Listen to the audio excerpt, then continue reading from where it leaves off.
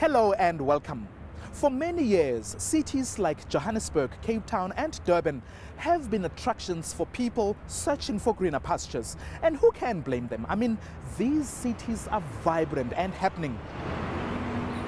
But Emily Tjale chose to stay here in her rural village of Ntwane in Limpopo. She's involved in farming and indigenous ways of food production. From humble beginnings, her work is now recognized globally, winning a prestigious award in the process.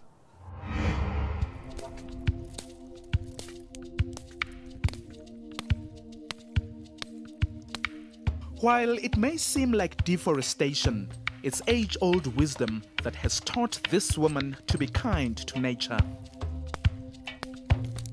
Emily Tjale knows which trees to cut, how and when.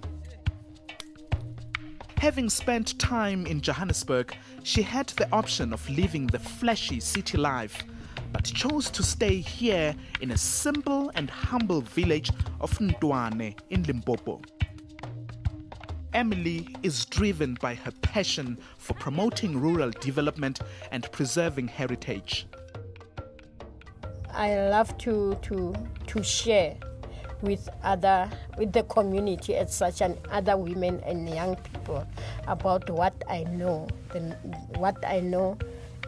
farming, what I know generally environmentally, and the knowledge that I have and that I have acquired.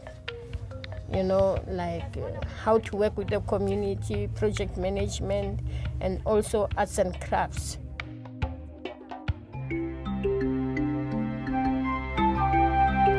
Since the early 1990s, this community builder has been involved in land reclaim campaigns. She also helps struggling women find ways to make a living without having to abandon their village.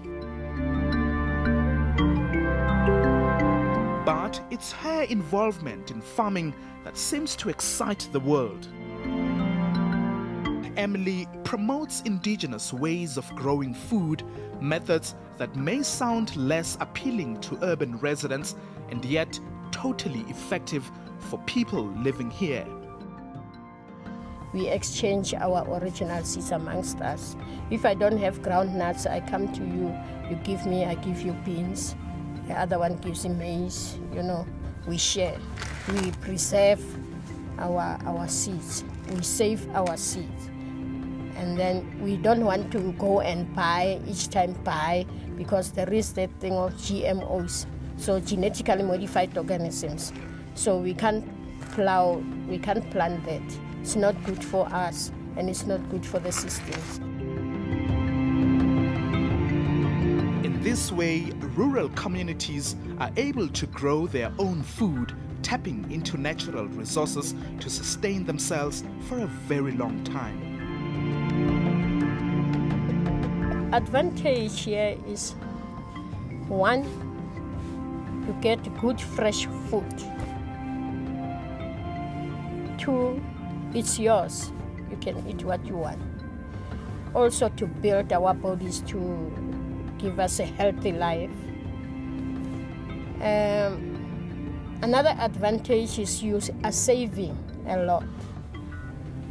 This issue of always consuming, buying seeds, where do you get money from? If you get your income from a harvest, why should you spend all the time? I don't want to be a consumer. I want to be a producer. Probably the president doesn't know Tjale. Probably even the municipality doesn't know Tjale. But it's because of her that we don't see so many uprising and crisis in the rural areas. It's because of people like her who are making those people stable and well taken care of. Emily's efforts that seemed like nothing at first were finally rewarded a few weeks ago.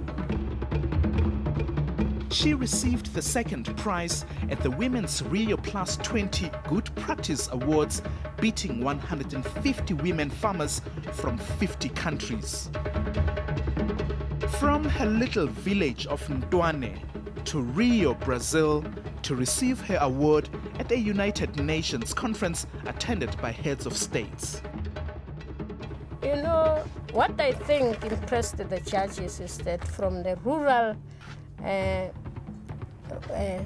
area, here is a rural woman who can also go online with the knowledge of how to do, you know, to work on a PC or on a laptop, and also answering questions the way they wanted, and also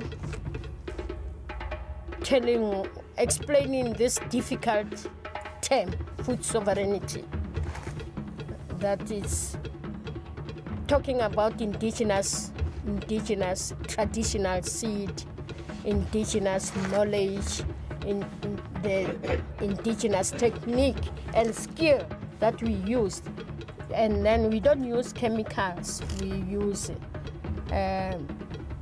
what comes from the soil also, you know, organic material, cow dung, chicken droppings, goat droppings, and also dried grass. You know, we farm in the old way. While the world races towards technological advancement and modernization, Emily is proud to go back to her roots, appreciating what she learned from her forefathers. Ironically, it's the things that many people see as being outdated that bring Emily global recognition. I'm excited, and also it's a challenge to me. You know, being globally recognized, it means go down and do more. Well, Emily's global mission isn't about to stop. She's now preparing for a trip to the US where she'll be continuing to spread her message. Coming up, a new way of social activism.